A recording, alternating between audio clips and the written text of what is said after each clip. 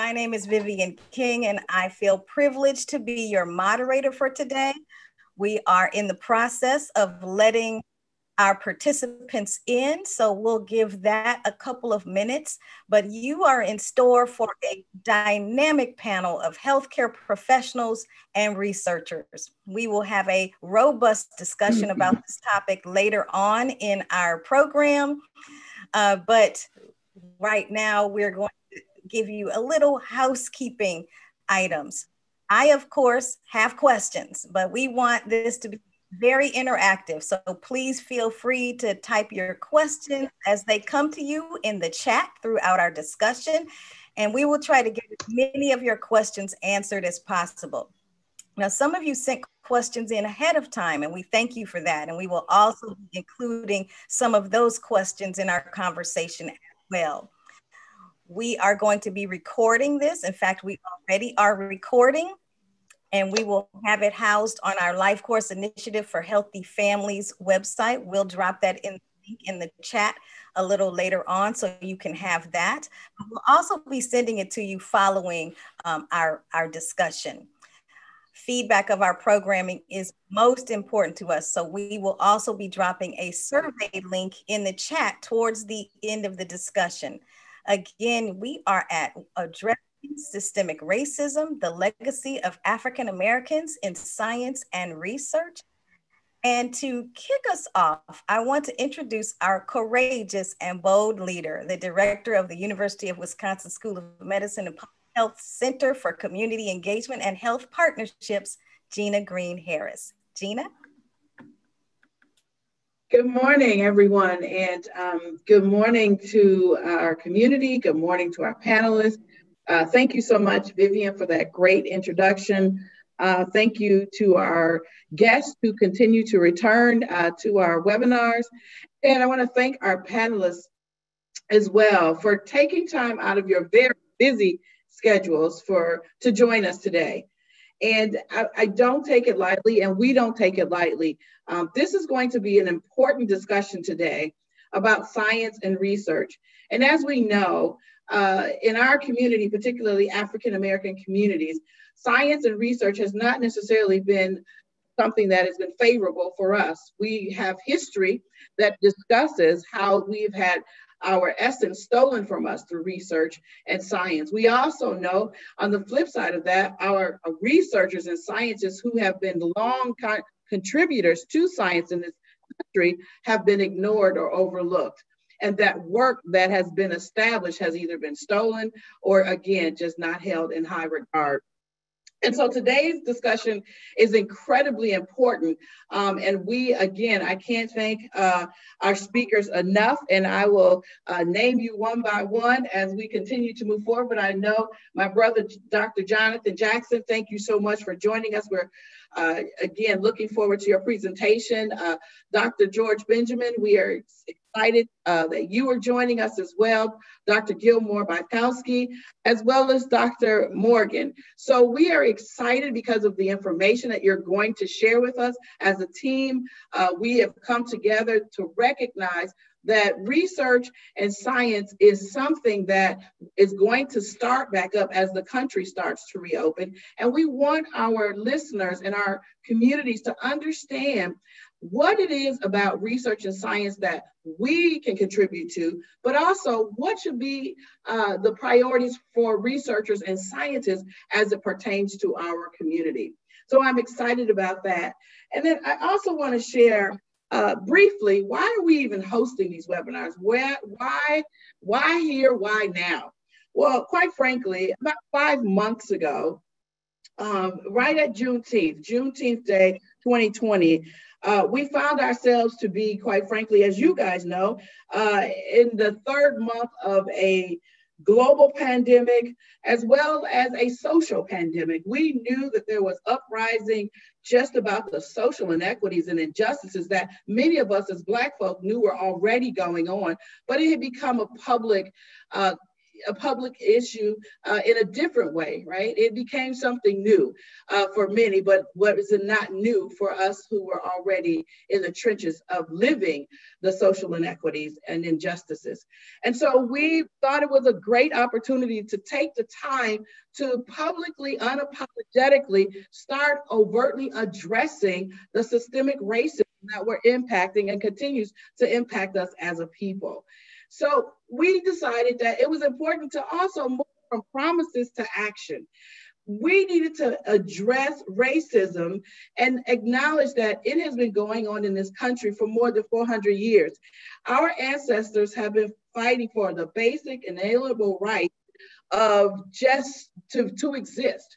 And so we thought it's not shame that we take this on and invite leaders from the community who look like the issue, particularly Black African-American leaders who were in the trenches, who could actually shed light on their experiences, but also offer solutions to our counterparts who consistently say, what can I do to be a part of the solution? How can I help?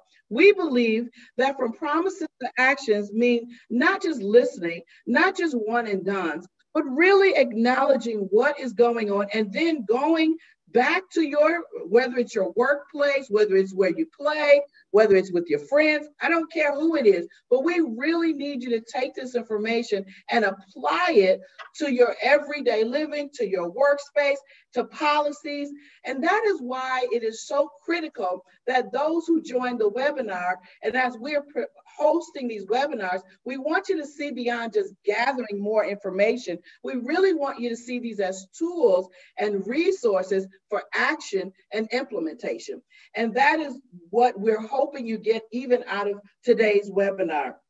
So with that in mind, we want you to understand that these webinars are providing truthful narratives by credible leaders who are on the Black and Brown journey in our country to see Black folks and Brown folks as resilient people. We're going to talk about the resilience of African Americans. And even in this science conversation, I think that's going to be critical to the work that we know we want to see being taken back. And so we also want to acknowledge that from promises to action, it is our final intent that we do look at strategies to improve health outcomes overall and improve social conditions for African Americans in this country. And with that, I will turn it back over to Vivian. So I want to say thank you. Before I do that, I want to say thank you again to the panelists. I want to thank the team for putting this together. You guys have done a phenomenal job. I want to thank you. And I want to thank our guests for coming and attending these webinars, and this one in particular. So have a great webinar today. And now I will officially move out of the way. Thank you so much. Thank you, Gina. And now I would like to introduce Bashir Easter, who is the All of Us Research Project Assistant Director for our team. And he will give some greetings and some background about what we've been doing. Bashir. Hello, everyone. Gina, thank you for making these happen, for these webinars and allowing us to have this platform. Thank you, panelists, for being a part of it. I can't wait to hear everything that needs to be said today. I am the Assistant Director of the All of Us Research Program here in Milwaukee, but we are in a consulting team with the UW-Madison is where we are with. And our with all of us is also the Medical College of Wisconsin, as well as the, we have our Gunderson team that's also the other thing I would like to bring up is the All of Us Research Program is really, we're looking at to have 1 million participants to be a part of this. Is the largest database that the NIH has had in history. And so one part of that is that we are also looking at underrepresented populations to be a part of the All of Us Research Program. And really what that is to try to find some of the cures for some of the diseases, as well as these finding individualized, which is called precision medicine, that we are focused on with this program. One of the things that is very important being a part of this and being in Milwaukee doing this project is to be able to have individuals understand that there's also needs to be give back. African Americans have been a part of research for a very long time. as Gina stated, have had a lot of injustice done to us being a part of research. And we really are looking to try to turn the corner and turn the page and get individuals and African Americans to be in the forefront of making some of these decisions in regards to research themselves. And that focus is in regards to being citizen scientists. And so we in our team focused on individual give backs to the community. These webinars are part of that give back. The other things that we do in Milwaukee is try to help individuals with right now, instead of looking at individuals being a part of the program, which we want them to be a part of the program, but we're really trying to say, what can we do to help you right now before we actually essence to be a part of this program. So this is a part of that. And so the Milwaukee team has been doing that for a year, is really educating individuals about the All of Us research program and getting them to understand what is needed of it. But then other than that, understanding what research and science is and understanding your body and taking ownership of your body and your medical needs as well. The team itself in Milwaukee, we have Vivian King. We have also Pamela Clack, that's also part of it. She's our phlebotomist. And then we also have Mirtha, that's also our community coordinator, but now she's our assistant program manager for the All of Us research program in Milwaukee. And I will introduce her now. Mirtha, you are up next. Thank you, everyone. Thank you, Bashir. So I feel honored today to share with you all the 4 dynamic individuals we have joining us to talk about our topic today. Everyone's bios are very long because they're all very prestigious in their fields, but I'm going to give shortened versions of their bios. So first we have Dr. Jonathan Jackson, PhD. He is the director of the Community Access, Recruitment, and Engagement Care Research Center at Massachusetts General Hospital and Harvard Medical School. CARE investigates the impact of diversity and inclusion on the quality of human subjects research and leverages deep community entrenchment to build trust and overcome barriers to clinical trial participation. His research focuses on midlife and late life health disparities in clinical settings that affect underserved populations. Dr. Jackson also works as a cognitive neuroscientist, investigating the early detection of Alzheimer's disease, particularly in the absence of overt memory problems. He has become a well-known representative to underserved communities and dozens of affiliated organizations, particularly regarding participation in clinical research. Dr. Jackson serves on the leadership team of several orgs focused on community health and has written guidance for local, statewide, and national groups on research access, engagement, and recruitment. Thank you, Dr. Jackson. We also have joining us Andrea Gilmore-Bykowski, PhD RN. She's an assistant professor at the UW School of Nursing. So Dr. Gilmore-Bykowski studies clinical care delivery and health disparities among people living with and at risk for Alzheimer's disease and related dementias. She leads an interdisciplinary research program focused on promoting access to effective dementia-specific therapies by improving identification of dementia and enhancing delivery of individualized care to optimize patient and caregiver-centered outcomes. Her research focuses on targeting high-risk points in the care continuum, such as hospitalization and transitions in care, as well as high-risk disadvantaged groups. Dr. Gilmore-Bykowski is particularly interested in the role of non-cognitive symptoms in the recognition, progression, and management of dementia, with a particular interest in integrated pain and behavioral symptom management interventions. Thank you, Andrea. Dr. Gilmore-Bykowski. And we also have joining us Dr. George Benjamin, MD. He is a well-known health policy leader, practitioner, and administrator. He currently serves as the executive director of the American Public Health Association, which is the nation's oldest and largest organization of public health professionals. He is also a former Secretary of Health for the state of Maryland. Dr. Benjamin is a graduate of the Illinois Institute of Technology and the University of Illinois College of Medicine. He is a board certified in internal medicine, a master of the American College of Physicians, a fellow of the National Academy of Public Administration, a fellow emeritus of the American College of Emergency Physicians, and a member of the National Academy of Medicine. He serves on several nonprofit boards, such as Research America, the Truth Foundation, and the Reagan-Udall Foundation. He is also a member of the National Infrastructure Advisory Council, a council that advises the president on how best to assure the security of the nation's critical infrastructure. Thank you, Dr. Benjamin. And last but not least, we have joining us Dr. Randall C. Morgan, MD, Executive Director of the W. Montague Cobb NMA Health Institute. Dr. Morgan is an orthopedic surgeon presently serving as the Executive Director of the W. Montague Cobb NMA Health Institute, the research arm of the National Medical Association. He also served as president of the National Medical Association in 1996 to 1997. He also served as president of the Indiana Orthopedic Society in 1999, which he founded with his father in his hometown of Gary, Indiana.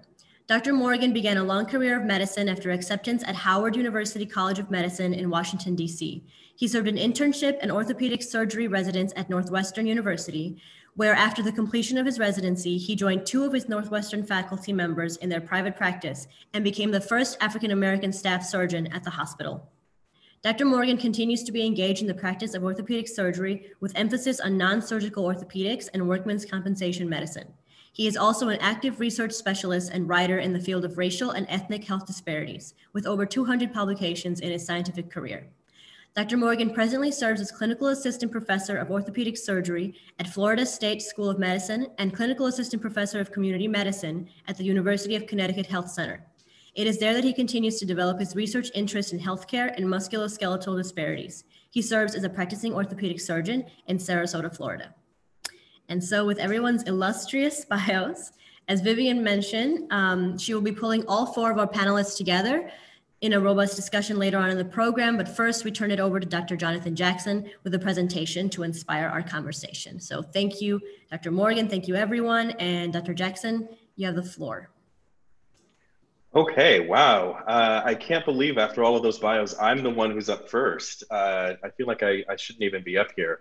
But thank you so much to Mirtha. Thank you, Brother Bashir. Thank you, Miss Gina, for inviting me back into your space, into your homes in some cases, to talk a little bit about the history of clinical research, where we've been, and which I think is a really crucial aspect of the conversation of where we're going. We've heard a little bit about the All of Us Research Project. We're trying to get 1 million people into the study. We want half of those people to be underrepresented community members. But what kind of legacy is it that we are trying to overcome? What is it that we are trying to do that we haven't done before? Hello, I don't know who that was, but it is also me, and I'm glad that you're here. So we're going to go ahead and get started on the presentation, where we're going to talk a little bit about the history of clinical research. And after that, I'm hoping to engage in a really robust conversation with the other panelists. So before I get started, though, I need to provide a disclosure of my conflicts of interest. And I said this when I was in Milwaukee and Madison last August. And I'm going to say it again today. It's really important to follow the money. You always need to be very, very clear on where your money, where the potential conflicts of interest are coming from, who is supporting the speaker, what is their agenda. Well, here is my agenda. I get my paychecks from Massachusetts General Hospital. I promise you they are not large enough for me to lie or to say anything particularly nice about the organization. I am supported, my research center is supported by a number of very, very generous grants from a range of institutes and centers and different groups. I do want to point out one particular conflict of interest. Please keep this in mind as you're listening to what I'm saying. I am a co-investigator for the All of Us Research Program, not for this particular group, but over in the New England Consortium over in Boston. So that is one potential conflict of interest. I do want people to participate in this program, but it's not like I get a bonus if folks sign up or anything like that. I don't get paid for this presentation or any other. I just need you to know that some percentage of my effort, some part of my day is focused on trying to get people interested in this program. So please bear that in mind as I talk about the following. I think that it's always good to start from the very beginning, to be as vulnerable as possible, so that you have some reason to listen to me, some reason to talk about, or to listen to what I have to say. So this is me just under 34 years ago. As you can see, I've always had a reputation for being very serious, very no nonsense. and always dressed for the occasion. But what I actually spend my time working on is running this small research center out of Boston called CARE, which is focused on a number of initiatives. And I'll just give you a quick rundown. We do 4 things in particular. Number 1, we do our own original research on the science of research recruitment, the science of engagement, the science of inclusion, and the science of retention. The idea is that there are many, many things that we do and that we do well, but in order to reach our communities, we have to provide incentives and clear metrics for folks who aren't as well versed in these endeavors to do well themselves. Number 2, we do a number of community engagement events in and around Boston. We usually average between 60 and 80 events per year. Even in this lost year of 2020, we've still been able to keep up those efforts where we reach out to a number of underserved and under-resourced communities in Greater Boston. The third thing that we do is we provide consultation services, both for researchers who are trying to reach communities and for community organizations that want to beef up their research. So the goal here is to, if you are interested in any part of that dynamic, we do offer consultations. I'm supposed to say that those consultations are only for people within the Harvard Medical School system, but I'm gonna let you in a little secret. We will help anybody and we'll do it for free. So come at us, get at us if you need some help in that particular arena. The 4th thing that we do is that we really try to advance policy around equitable engagement and equitable participation, especially for clinical research, but for healthcare access more broadly.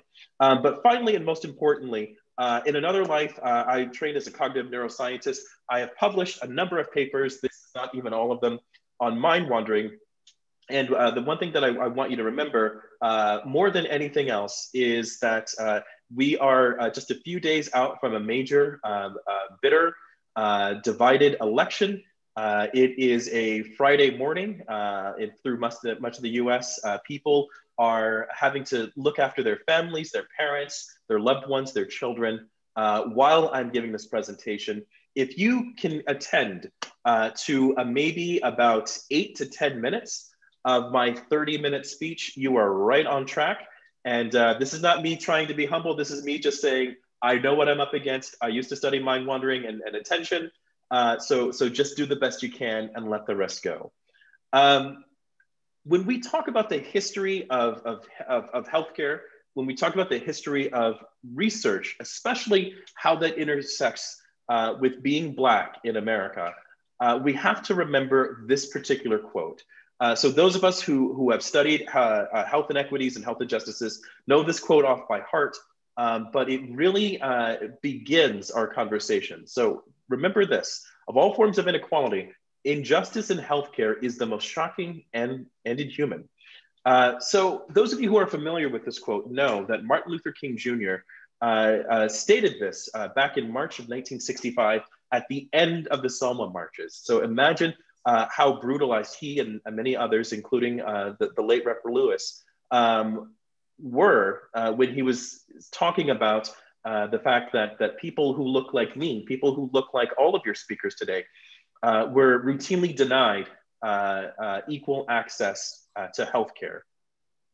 Now, one of the things that Dr. King was talking about was not just the principle of segregated hospitals, of second-tier care for Black and African Americans and for other minoritized communities. He was also talking about scientific abuses. He was talking specifically in this quote about the study of untreated syphilis in the Negro male, which we will talk a little bit about later. So most people know that as the Tuskegee study. But that is not where our journey begins. We talk about abuses. We all heard a little bit about Tuskegee. We may know more recently about Henrietta Lacks, but we really have to start with pictures like these. And I apologize for those of you who might be a little squeamish.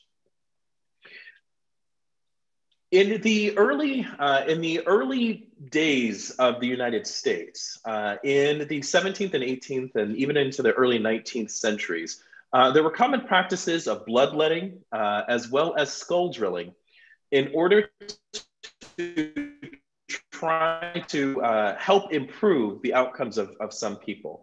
Now, as you can see, the people in these paintings are by and large white. And while it didn't necessarily do them any favors, there were some groups that were disproportionately harmed by these practices. In particular, the enslaved Africans who were working mostly in the southern parts of the United States. Now, it was such a well-known phenomenon that white people could withstand skull drilling and bloodletting, and Black people could not, that the American founding father, Thomas Jefferson himself, said, and I quote, "Never bleed a Negro." So that is where we begin with our understanding and our world around health disparities. This is one of the oldest health disparities in America. But as you can see, and as I hope you can appreciate, there's an essential conflation between the outcome, which is more people who are Black identifying died of these practices, versus the cause. The people on the side of privilege, the people with the power, they felt that the difference, the reason why there was this issue was because there was something essentially deficient in Blacks that made them more fragile. It had nothing to do with the harsh conditions, the malnourishment, the day-to-day stress of being an enslaved person and being essentially tortured and sort of kept on the very fringes of being alive and sort of forced to do the labor of many other people. There was not necessarily that consideration of what you might think of as systemic factors that may contribute to this difference. Now, this was in the days of slavery. And we know, and I hope this is not too controversial to say, that slavery in America today has simply taken another form. And that these health disparities have continued in lots of different ways.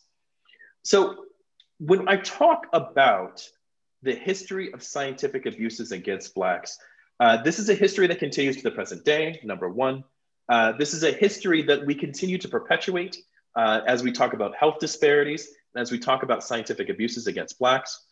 And I just wanted to show you one slide. I give a much longer talk about the history of scientific abuses against Blacks. I highly recommend that people pick up a book called Medical Apartheid by Harriet Washington, which really goes into details about these particular issues, as well as many other ones. But I'm gonna highlight a few just to give you a flavor for what we have endured in this country. And this helps provide a context for what it is that we're trying to overcome when we talk about things like the All of Us research study. We're trying to overcome this legacy of abuse, and we're trying to recognize that we as scientists have very much earned every amount of distrust that is thrown our way. Now, we're not going to spend too much time talking about all of these issues, but I do want to highlight on a couple of people. So let's start with Dr. Samuel Cartwright, who is just one of my favorite people.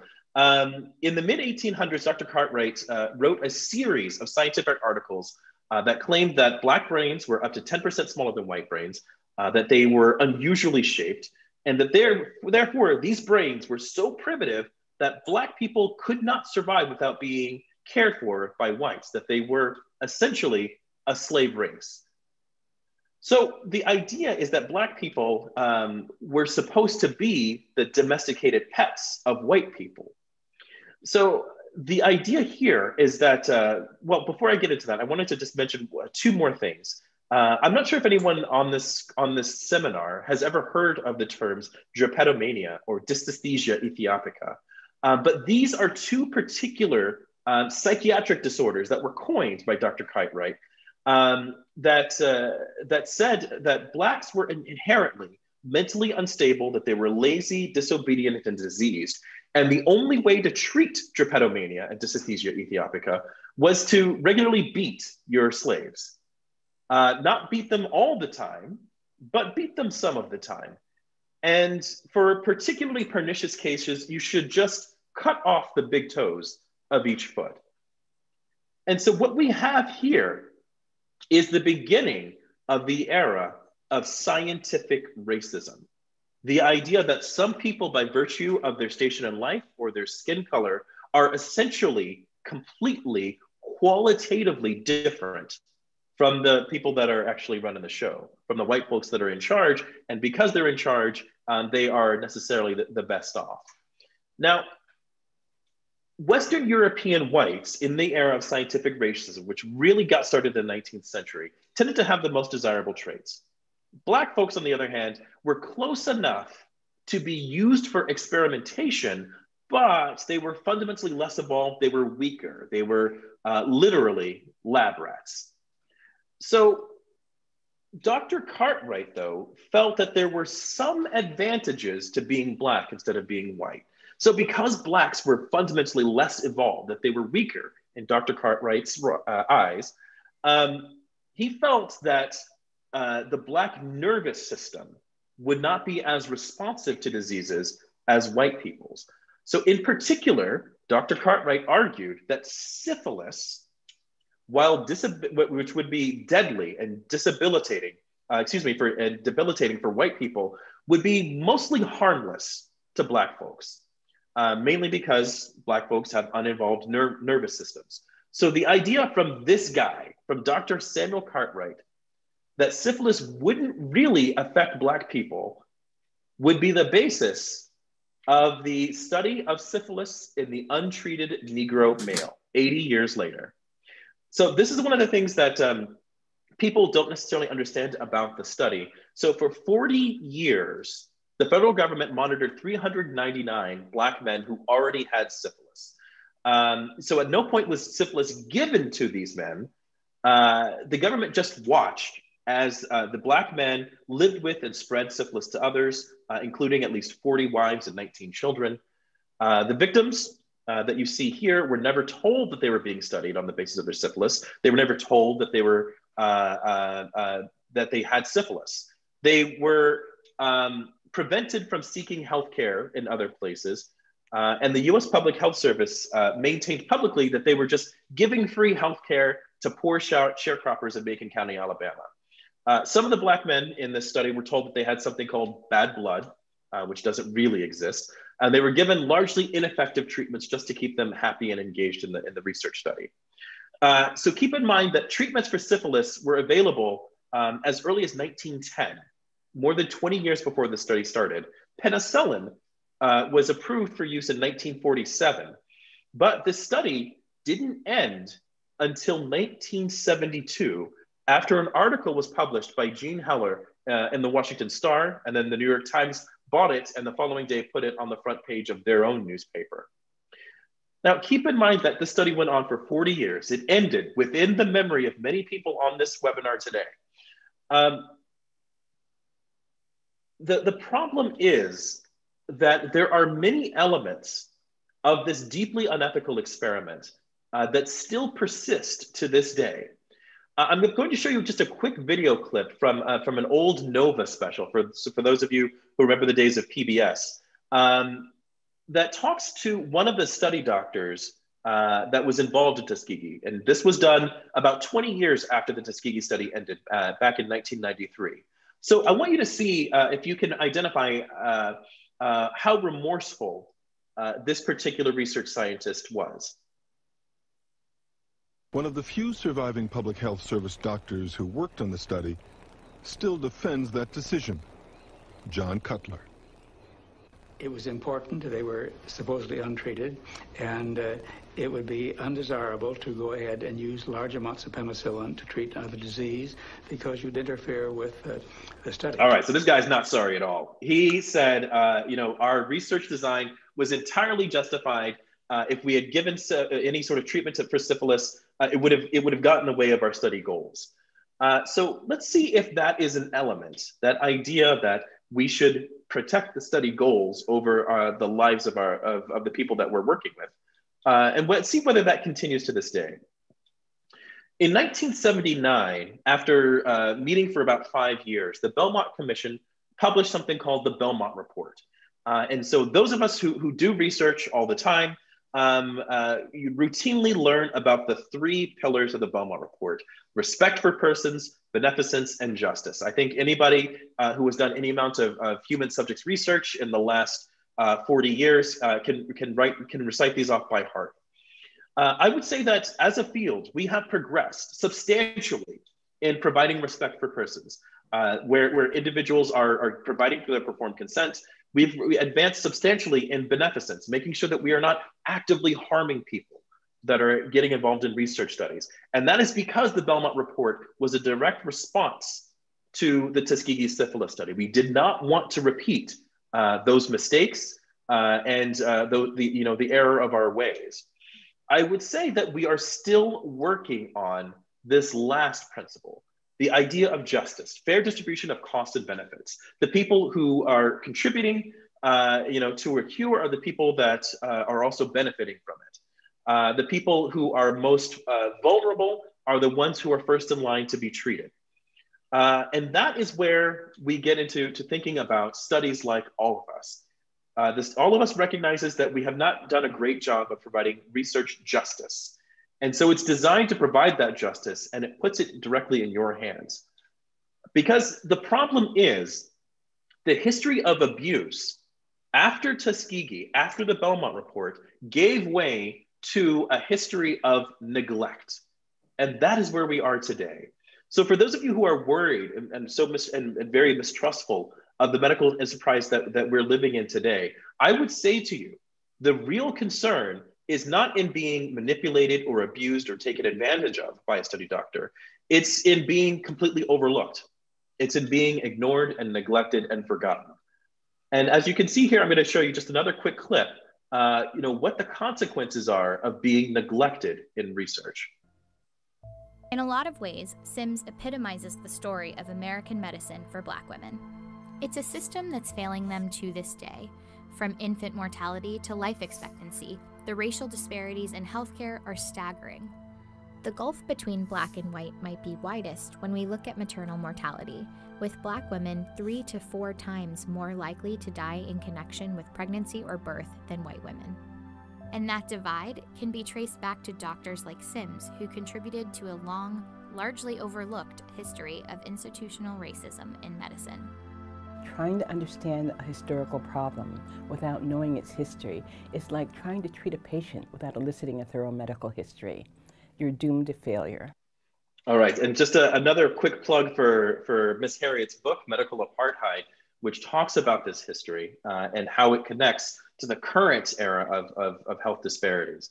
Now, all of us know that when it comes to health disparities, no topic has been on our minds more than thinking about and discussing COVID-19. And I pulled these data a couple of days ago. So this is data from that is, I think, accurate through October 21st of 2020, of looking at COVID-19 in Wisconsin, where we are looking at the percent of the population and then the percentage of all COVID-19 deaths, where we see that there are disproportionate deaths for Black people, for Hispanic and Latinx groups, and for American Indians compared to the majority populations living in Wisconsin. And it doesn't matter where you are in the United States, these outcomes play out again and again and again. So again, what I want to urge you is, yes, there is a history of abuse. Yes, that needs to be acknowledged and rectified. But we are also facing a concurrent a legacy of neglect that is manifesting largely in part by these major health disparities, including COVID-19, which has, as of now, killed 1 in every 1,000 Black Americans in the United States. Not hospitalized, not presented with a positive test, killed. 1 in 1,000 Black people in America is dead of COVID-19. When it comes to medicine and research representation, we have to recognize that we're living in a system where we have been left out. If you just look at the population of Milwaukee, just comparing white and not white, which is a gross oversimplification, if you look at these two pie charts, you don't have to be an advanced biostatistician to know that these two pie charts are different. And they're different in a way that suggests that folks who are more privileged have better opportunities to participate in clinical research than folks who are not white. And so because new medicines are being developed without us, we know that, for example, in one of my areas of research, the death rates in communities of color for diseases that may have some sorts of treatments, even if they're symptomatic treatments, like we see in the case of Alzheimer's disease, well, at least until we may get some news next week. We know that these medicines that are currently available don't seem to work as well for people of color. 1 in 5, 20% of newly approved drugs from the Food and Drug Administration have some sort of differential outcome on the basis of race. So sometimes these drugs work better, sometimes they work not as well. But the question is that, it's 1 in 5. And these are drugs that you can get over the counter. These are drugs that are prescribed to you by your doctor. And that is how we find out how your racial identity interacts with some of these effects. We know that when it comes to deciding what's next, there are many stories of trying to develop medicines that are specifically aimed at and for people of color. The legacy of Vidal from the 1990s is one of these efforts. But in terms of really identifying what comes next, we need to look beyond this crude factor of race. Race is a variable, but what does it really mean? Does it really mean that medicines work differently because of the melanin in my skin? Or is race a proxy variable for a lot of other societal factors that go into how I respond to a medicine or a treatment? That is the big bet that we're making with programs like All of Us and advancing a future of precision medicine, where individuals on the basis of their DNA, as well as social factors, can be a part of a research study that will someday hopefully have results where folks can get a medicine that works for them. And honestly, this is something that should make sense. Medicine should not be one size fits all. We get mad at the manager of a Foot Locker if they don't have like a shoe in our size. Shouldn't we also be demanding adequate representation and a medicine that, the stuff that we put in our bodies that similarly is custom designed just for us? So the last thing that I wanted to say is, when we're talking about clinical research, when we're talking about clinical trials, the idea is that you could be the key to the cure. I'm not here to tell you that I want you to sign up and be a participant in a research study. If you want to do that, that's fine. Please talk about it with your doctor, your care provider, and your family before you do anything. But what I do want you to do is to pay attention to clinical trials.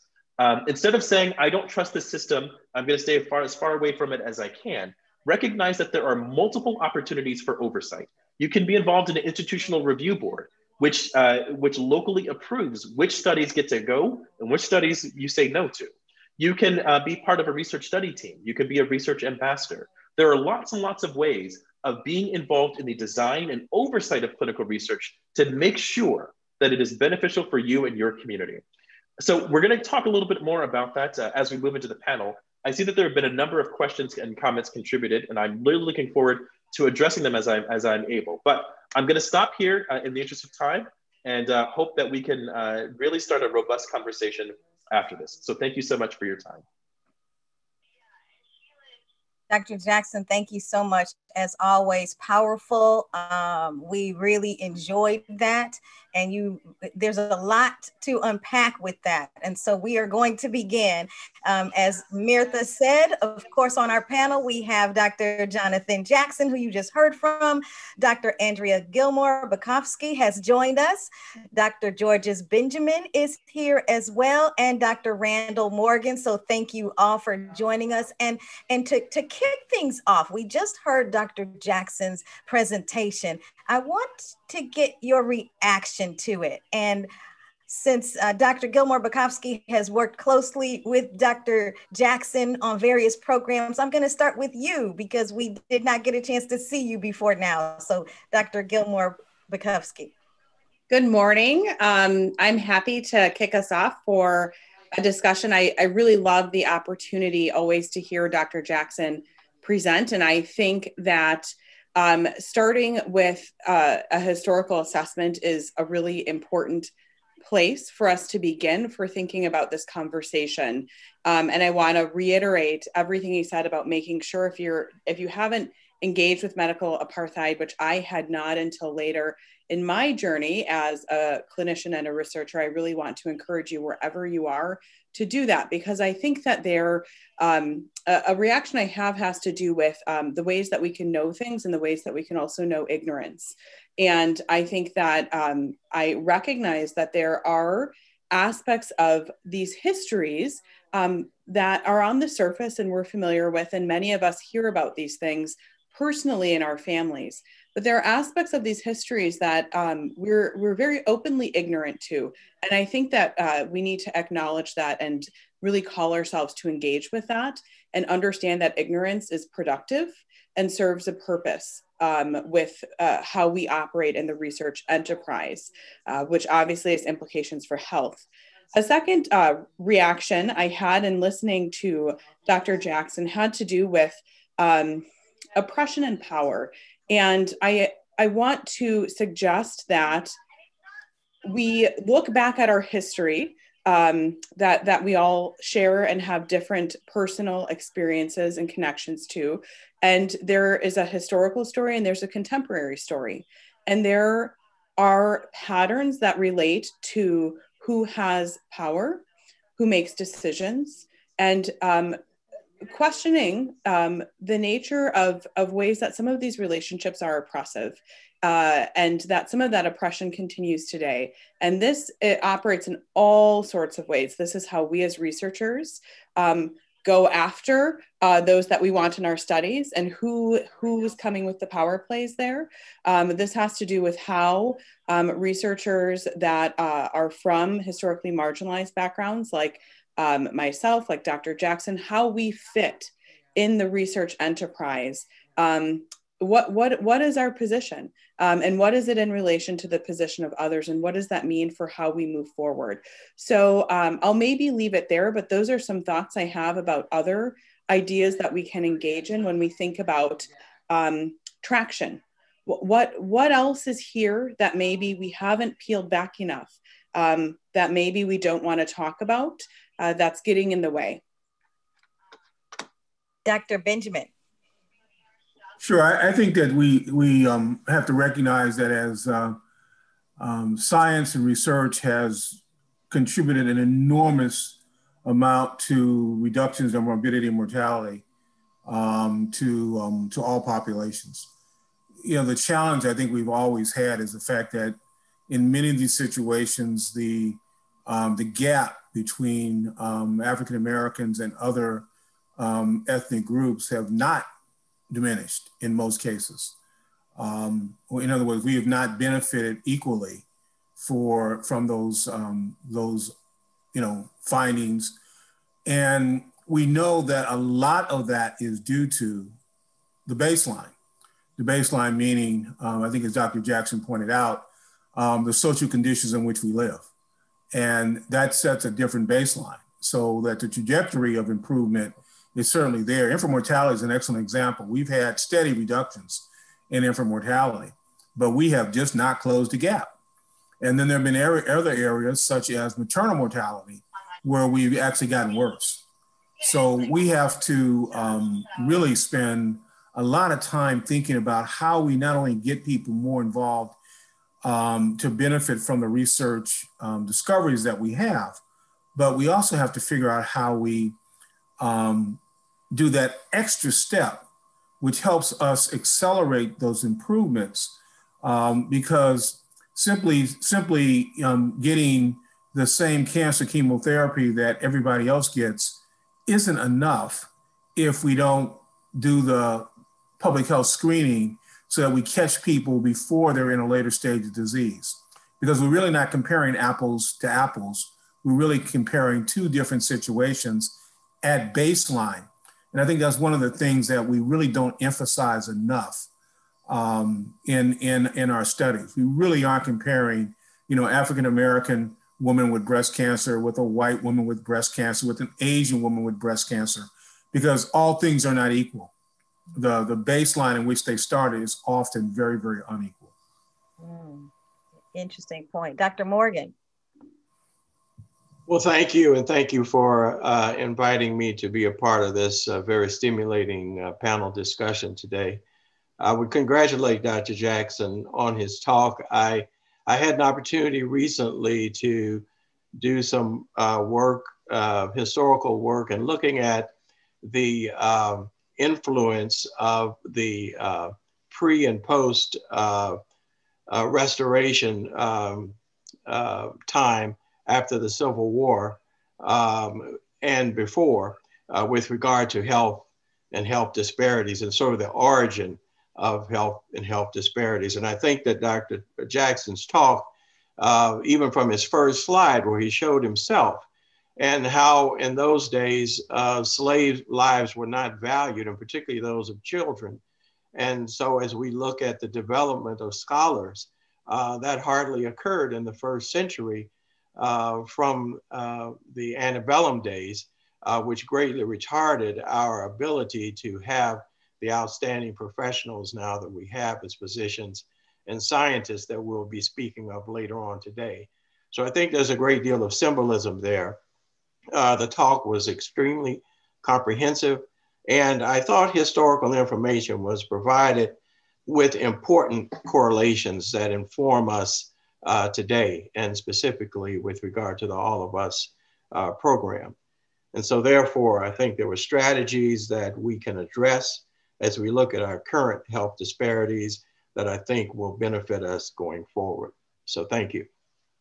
Thank you. So we know it. We're in the middle of a global pandemic. It's revealing and recognizing the effects of historical racial disparities. Scientific evidence, as we've seen, shows minority populations, especially Black and Latinx communities, experiencing a higher incidence of contracting and then dying from COVID-19, 1 in 1,000, as Dr. Jackson said, for Blacks. So how do you address scientists who don't want to recognize these disparities in their work? And anybody can take that first. Yeah, obviously there are people out there that are simply not going to accept it. And, you know, we just have to create systems that disadvantage them in terms of getting the grants and getting themselves published. You know, the fact those disparities are real. And any scientist who doesn't understand the facts, I think, from my view, their science is, you know, their views are suspect. Now, I'm not going to tell anybody what to think, but, you know, the facts are the facts. The disparities are there. The privilege does undermine a lot of what's going on. And this concept of racial superiority drives a lot of people's thinking today. And we just have to continue to push back as hard, I think as hard as we can on that, and you know, rebalance the equation in such a way that there's equity as part of that discussion. Anybody else on the panel have a comment about that? I'll jump in briefly. I just wanted to say, and one of the things that I've started to realize in advancing my work is that there are no facts without context. No matter what people on CNN and Fox News would have you believe, there are no facts without context. They simply do not exist.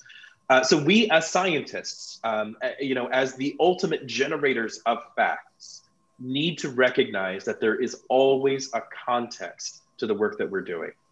And so sometimes you can control that context, sometimes you cannot control that context. But as scientists, we always need to be aware of it, and wherever possible, we should be modeling it, because that is how we do good science. That is how we generate clean facts. So without being aware, or without kind of taking these things into consideration, without being mindful of the disparities that we may be inadvertently reinforcing with our work, we're just doing bad science. We are not being good at our jobs. So, you know, I agree with Dr. Benjamin that we should disadvantage these individuals because they're not good at their jobs.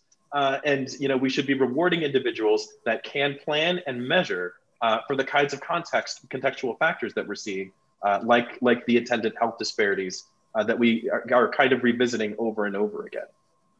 And any idea on like the percentage of those bad scientists?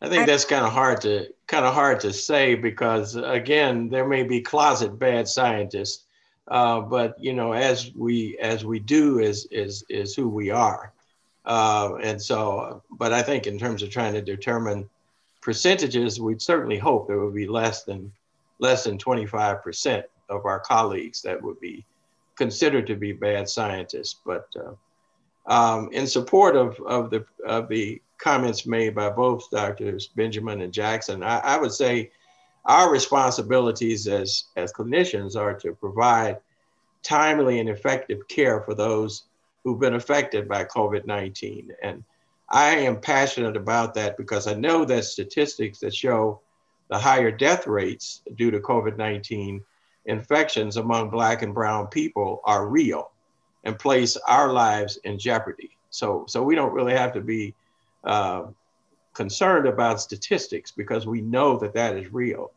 And also, by providing excellent patient care, we can change that negativity even for the non-believers among our colleagues in terms of the importance.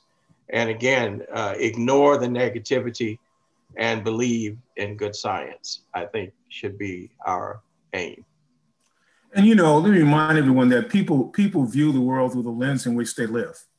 So to the extent that we can make sure that we have, and we control a bunch of things, if we can make sure that we have more researchers of color, that we have institutional review boards that include people of color, if we can include all of the various review panels that occur to include people of color, then we can have more of an insurance that the research that gets approved, the protocols that get approved, the people that get funded to do the research would be, or we're going to be more balanced, will be more just.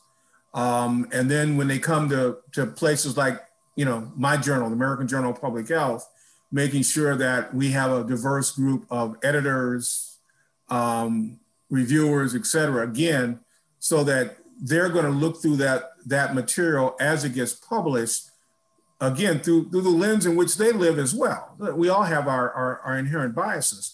But when we do that, we pull back the onion skin, and even researchers who may come in with a bias that we would view would be anti-minority or anti-people of color, they're still, hopefully most of them can be educated, and they can be shown that the better science is when we have diversity in clinical trials, and the better diversity in researchers, and more really neat ideas on the table. I want to jump in really briefly, if that's okay, Vivian, Absolutely. About your question. And there are two things I want to suggest. One is that there are individuals who maybe are, there's some insight and there's some awareness about a disagreement with this issue in the field. The fact that we must fundamentally in all of our science be addressing the social determinants of health and the social determinants of equity. There may be people that knowingly are not interested in engaging in that for reasons, but I also think that there are scientists that who perhaps feel that they're doing work that is addressing health disparities, addressing health inequities, but it's not really. And I worry about also the harms of superficial engagement with these constructs and the lack of understanding of the ways in which they operate. The idea, which Dr. Benjamin and Jackson have talked about, of the places that the conditions in which we live, this is about how moments beget moments and they beget moments. And oftentimes we have these one snapshot views of, are you Black or are you white, and are you wealthy or are you not? That's not really quite, I think, what we want scientifically to address the depth of these issues. And sometimes we feel that we've accomplished something, And so I think that with that, I want to suggest that we all think about the standards we hold ourselves to and other scientists to, and that we push each other. And I include myself in this. You need to be pushed to make sure that engagement in these constructs is deep, because it's really complex. And the second comment that I wanted to make was, I want to propose that when we talk about those that perhaps don't want to agree with the idea of health disparities in research, or that, you know, if people want the research to work for them, they just need to come and join the study. It's there, these types of narratives.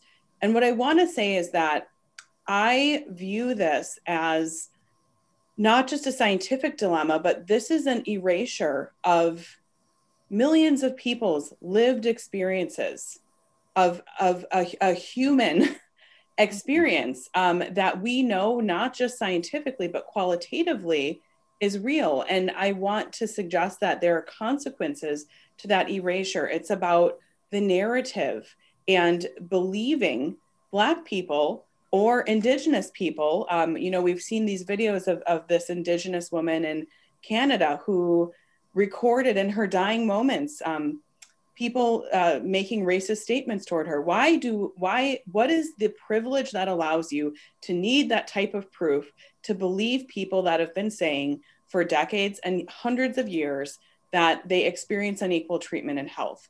And so I guess I want to suggest that there's the scientific, how do we work with colleagues, how do we move people? And then there's this ethos to it, about how do we, what's the humanity, and how we think about other people. So that's kind of my personal side, the scientific, and then there's the, you know, we're people in this too.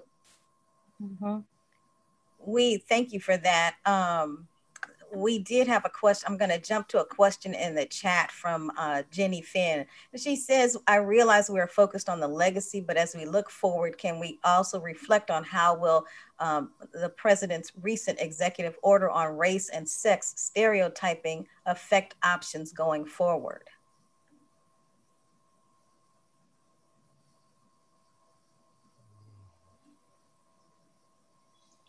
Any thought on that? And she put a link in here as well, which I have not had a chance to look at. Yeah. But I'm not sure I understand the question. I can't. So I think that this is a question is about Trump's executive order about sort of teaching about discrimination with regard to sex and race, and whether that will have a chilling effect in science. Yeah, I think we're all going to ignore that, and and hopefully it'll be going away very soon. But you know, the fact is, yes, because we've had authors who want to delay their writings, particularly federal employees who want to do that, and obviously it's nonsense.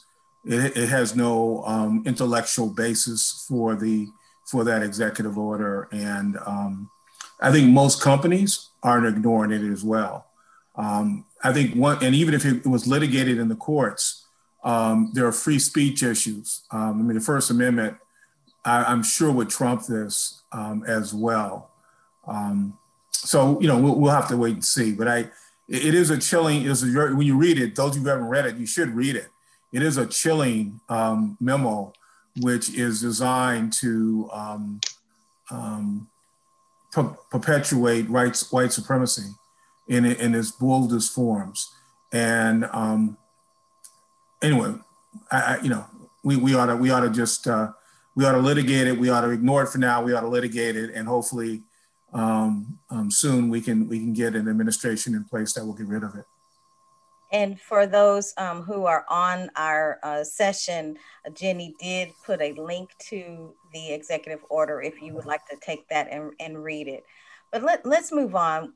October 21st was Ronald Mcnair's birthday. And of course, he's the late Ronald Mcnair. And of course, he was the NASA astronaut and physicist who died during the launch of the Space Shuttle Challenger.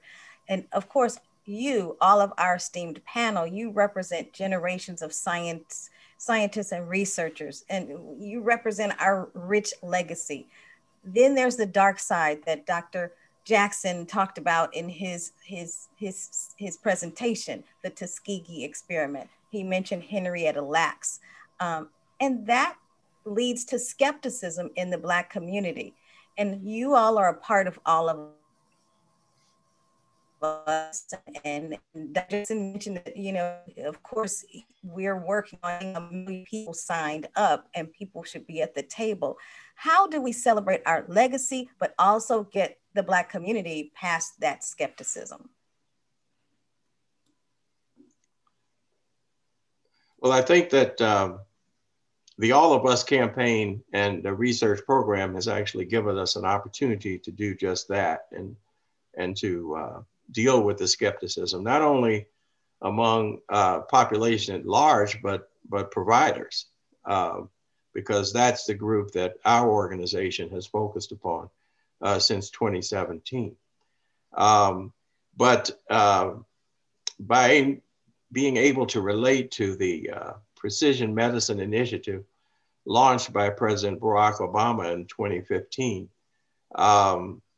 we feel that we can show that that's such an important part of his legacy and such a profound legacy for the future to think about precision medicine, that helps in many ways to deal with the past, with the skepticism, and all the challenges that we have going forward. Finally, I think to emphasize to African Americans the benefits for generations to come if we're all a part of this large cohort, and that these important clinical trials can be customized to represent our population. Often a sense of altruism can help to overcome some of the previous doubt and distrust in science. Thank you. Anybody else want to add? Yeah, if you don't mind, I'd like to make 2 points, and they both kind of harken back to my brief presentation. Number one, you know, if you are skeptical of this system, then my response is that congratulations, you've been paying attention. Good job. Be skeptical. You know, that is how we power science, by being skeptical of what you know, what we're seeing with our eyes, with the words that people are giving us. So, but my response is take that skepticism and engage. Get right in the face of other researchers and scientists and say, you know, show me that you care about me. You know, demand community action, demand engagement, demand that people answer your questions, and make sure that you're comfortable at every step of the way when you're participating in a research study. If you're serving on an institutional review board, if you're helping design a research study as a consultant, if you're serving on a community advisory board, bring the skepticism with you, because that is what will make it, that's what will make the study more rigorous, that will make it better. But the one thing that I will say is don't walk away. You know, don't take your skepticism and hide, because we've seen what decades of that will do, and that, you know, creates this culture of neglect. So, you know, we have to be involved, and we have to hold these systems accountable. Those of us that are on the panel, we are in the system, and we are doing our very best to make sure that we can hold the door open so that, you know, future generations can be involved in the research and that can benefit from the research. But there's no way that we, like the 4 of us, can do it alone. We need everybody with us. We need the community to rise up, to step up, and to really hold the system to account. All of us is the first great opportunity to do exactly that. And so again, you do not have to sign up for the study, but do not ignore the study. Pay attention. Try to stay engaged and stay involved. The second quick thing that I want to say is to focus on this concept that I think is most important to me, which is empowerment. If you feel like the system that we're part of is so hopelessly corrupt that it's just impossible to engage with without compromising yourself, do it yourself. Start your own science club or science group in your community. I've written one viral tweet in my life, and that is because I volunteered on Twitter to come to Wisconsin to come to Madison and Milwaukee and tutor junior high kids and high school kids through science projects. And I fully intend to make good on that promise, and we're going to do it next spring. So, come talk to us, engage with us, build a better system if you want to build a better system. But the idea is that, again, just do not ignore science, because it is going to come to dominate more and more of our lives. And it is much, much better when all of us, which is where we got the name of the study, when all of us are working together towards solutions. There are things that the four of us cannot see, will not possibly anticipate. And we need you who are paying attention on this call, or maybe paying attention to about a third of this call. We need you to be involved, because that's how we make science better. That's how we make your community better. That's how we make your community healthier. So again, have as much or as little distrust as you want, just don't walk away. And Dr. Jackson, you mentioned kind of opening the door. And so this is a question that we got previously from one of our participants. And he said, knowing that ability is not an issue, historically, what have been some of the obstacles to African Americans pursuing careers as scientists or researchers? And please speak to the external and internal obstacles and any trends you see toward overcoming the obstacles. So if Andrea doesn't mind, Dr. Gilmore, I think you were talking about the modern manifestation of some of these issues just yesterday on Twitter. I was wondering if you'd be willing to kind of share some of those thoughts that you had. Hopefully you know what I'm talking about, that make it hard for people of color to thrive in academia and to succeed in this field. Okay, I say things at times, but I do have ideas about this, and perhaps they relate to my prior thoughts. I think that I've said this in more venues recently, and I realize it might be controversial, and I hope it's not offensive to many folks, but I think we have to recognize that science is very white. And I mean this not just in who is here and in who makes decisions, but I mean it in the way we conceptualize problems and narratives, and the way that things are problematized. That scientific racism concept that works its way into so many different facets, and it can be very challenging to operate in a space that can feel. It's not necessarily about if it's welcoming; it's about if it's harmful, and what that harm can beget to an individual. I also think that there are something that I've personally tried to explain to folks about working in academia is sometimes there's this concept of like, you've made it out. I don't know if others have had this experience. Like, well, now you should be able to like get this childcare and do this. And now that you have this job, and that's not really actually what that experience is like, and understanding that it's not just a racial issue, but those other concepts that were talked about in terms of somebody's perhaps personal or familial socioeconomic condition or background, or cultural obligations we may feel within our family to engage in other caregiving responsibilities. There are differences. They operate along racial identities, but other things too. And the system is designed, I think, for individuals that fit a certain norm. So if you also need to be helping other family members with things, spending time caregiving, we know that I'm in the Alzheimer's world, that our communities are doing a disproportionate amount of that work, and we do it in a particular way. So I think for me, it's partly recognizing that the demands of the system haven't always thought about how this can be inclusive and acceptable, but also safe for different folks. I hope that's helpful. Very helpful. And I would like our other panelists too to kind of answer that question that we got, because it's so important when you're wanting people to get into science and research. Well, I guess, go ahead. No, you go ahead. You go ahead, Randall. Okay, so I would say that just 30,000 foot view of the obstacles that are before African Americans as they attempt to pursue careers in science and research, number one has to be the lack of quality education in science. That is one that is from the elementary level forward, as we know. But it is crucial, and I think those of us who have been able to attain career advancement positions realize that we had the benefit almost always of strong science education, STEM education early in our careers. The second is the fact that there's a distinct lack of mentors who can be positively effective for young African Americans, and also the lack of family support in many cases. There's economic disparities in terms of support for research. And finally, even those who are involved in academia, I'm sure, can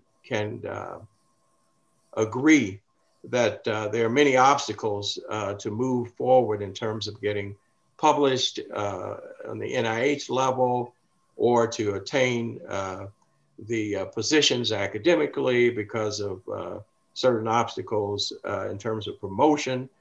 And certainly those clinicians who have completed medical school who are interested in doing clinical trials, for instance, have many obstacles as well, not the least of which is pharma, which does not in any way support clinical trial involvement by underrepresented minority physicians as it does those of the majority.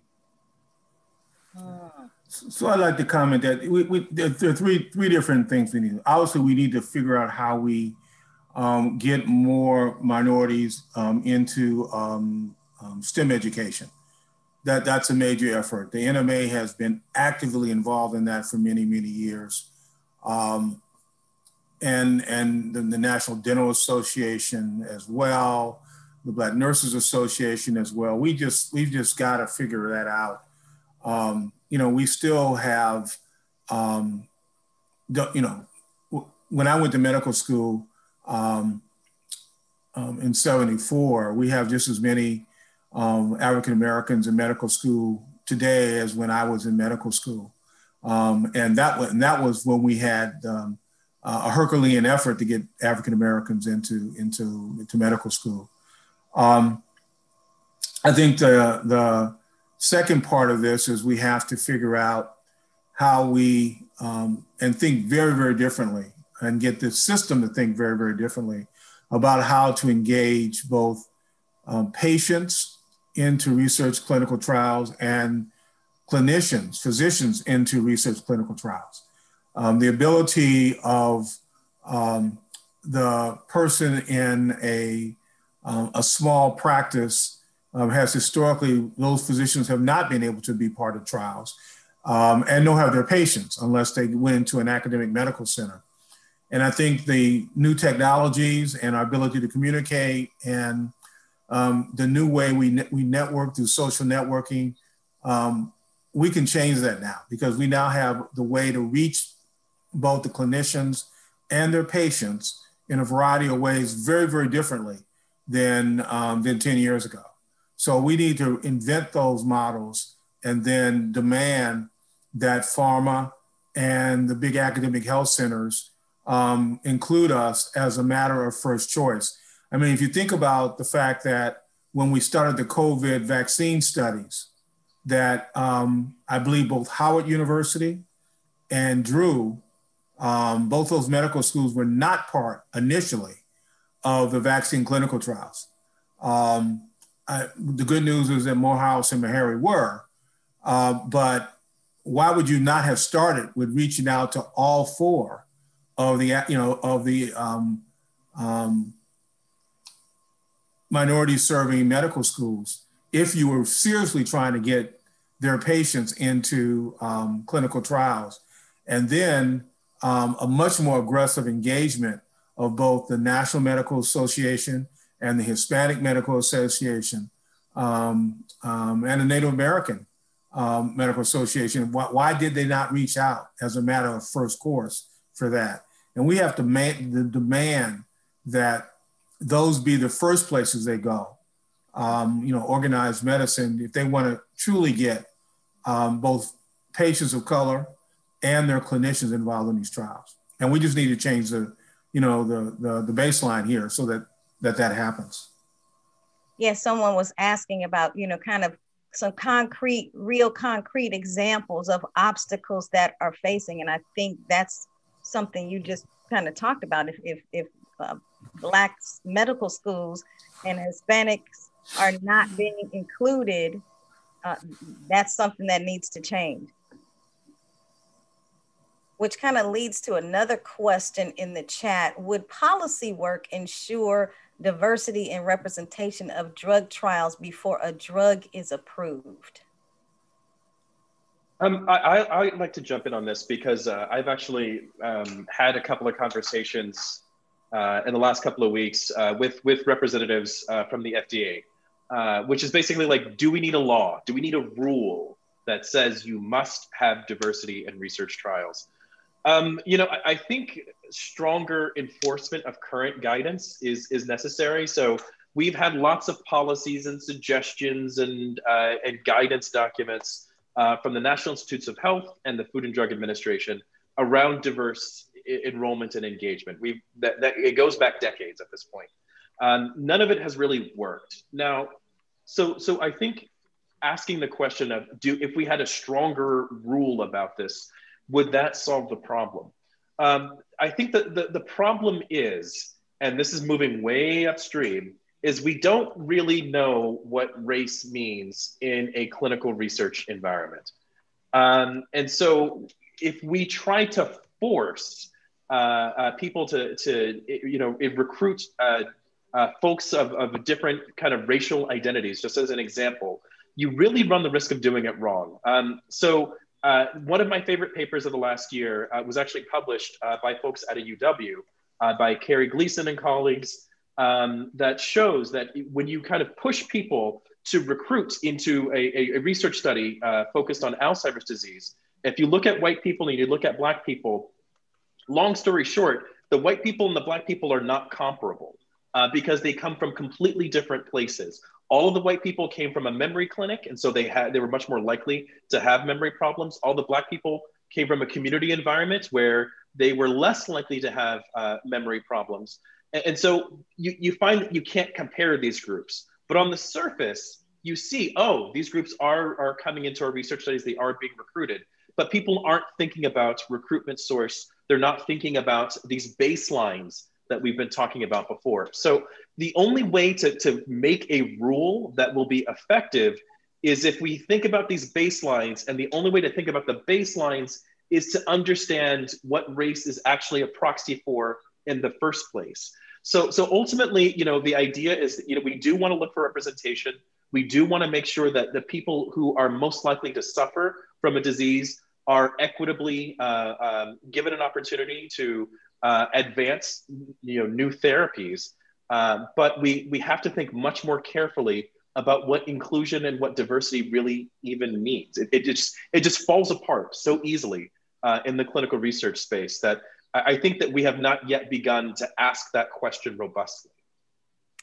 Thank you so much, Dr. Jackson, and all. It's 10:55, so we've got really 5 more minutes, and 11:55 if you're on the East Coast. We did have a question from Jared Fields that came in before our webinar, and he asks, how should African Americans advocate for themselves when speaking with a doctor who might be ignoring their symptoms? And also, does research show that African Americans get better treatment or diagnosed when they are seen by African American or Black doctors? And I think there was a recent article about that said that. Randall Morgan has the answer to that question. Okay, Dr. Morgan.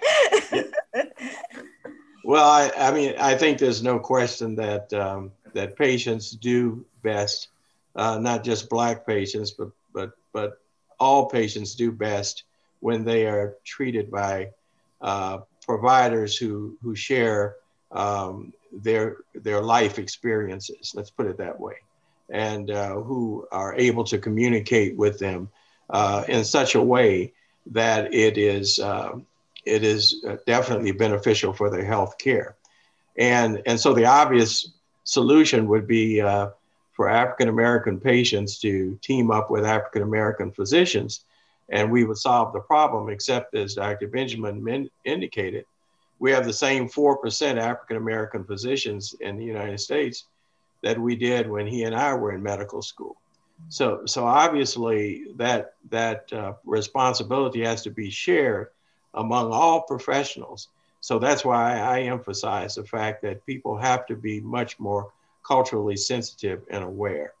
As far as patients are concerned, I think that they have to realize that they have more power than they think, and even to be able to say at the end of a clinical visit, I don't understand what the doctor said. I need to have someone else to speak to me about this so that I can make choices for myself. I think that's something that everyone can do, and we don't know that we're empowered to do that. And oftentimes when you speak out in that way, it jars the system, and it makes the system realize we have to readjust, and we have to relate to all patients, and we have people who are not understanding, they're not benefiting from the encounter that's occurred in our offices. Well, we have so many questions and so little time because now it's 10:58 and we want to respect everybody's time. This has been a wonderful, wonderful conversation. We could talk even longer, of course. I do want to, before we go, remind people that we would like you to take a survey about this particular webinar. And I also want to open Gina Green Harris's mic so she can have some parting words. Gina, can you unmute and say goodbye to our panelists and our attendees? Absolutely. Thank you so much, Vivian, for that the acknowledgement. Thank you. Let me come back and say a few words. I want to thank, first of all, I want to thank all of our panelists. We are so in gratitude and indebted to you guys for bringing such a phenomenal presentation. I think one of the biggest pieces we're getting is that we need to do this more. So if you guys would stay tuned, there may be a part 2 to this. I think there's a lot more depth and discussion that we can certainly get into. The other piece I want to mention is to the audience. I believe that you received several nuggets of information that you can actually take and use and translate this from information into action. And that's going to be critical to what, again, if you remember in my opening, this is not about just getting information to hold it and hoard it, but it's really about from promises to action. It is time to take this information and use it for the advancement of the work that has to be done. And so I'm going to challenge you to take what you've learned from each of the panelists today. You've heard really good concrete ways in which you or your organization can actually do something to advance this subject of science and research. And so I'm going to hold you accountable for that, as well as holding ourselves accountable for the work that we do. Again, one of the takeaways for me today is really about creating those pathways for more increased diversity in science and research. And we certainly will talk about that and how can we actually do that as a unit, as a team. I do want to do a couple acknowledgments. I know we're almost over time, but I want to acknowledge Krista Forbes is on with us from All of Us Research, and she is actually the Senior Associate of Engagement with Pyxis. We want to thank her for joining us today. And I also want to acknowledge Beth Burnside, Elizabeth Burnside, who is one of our co-principal investigators for the UW-Madison All of Us team. So thank you, Beth, also for joining us today. And then I just want to leave you with this thought, and we know what this week is. We know that this is a really critical and crucial time. Take your time, and if you haven't done so already, please get out to vote. I can't tell you who to vote for. That's not what I'm about. But I am exercise your right to vote. It is critical that we do that. And as Black people especially, we need to exercise our right to vote. So I want to thank everyone. As Vivian said, please complete your evaluations from today's program. We will certainly be back. We will also take your evaluations seriously. We've got maybe 1 to 2 more to do. We've committed to do this through the end of 2020. And we will reevaluate for 2021. But want to thank you for your time. Thank you to the team for putting this together. And to everyone, have a wonderful Friday. And with that, I will bid you adieu. Say God bless, be well, and have a wonderful weekend. Have a great day, everyone. Okay. Bye-bye. Thank you. Thank you.